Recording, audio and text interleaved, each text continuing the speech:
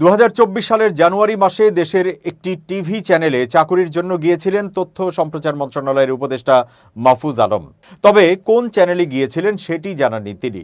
মঙ্গলবার সন্ধ্যায় সচিবালয়ে তথ্য ও সম্প্রচার মন্ত্রণালয়ের সভাকক্ষে ফ্যাসিবাদের 15 বছরে গণমাধ্যমের বাস্তবতা শীর্ষক মতবিনিময় সভায় একথা বলেন তিনি।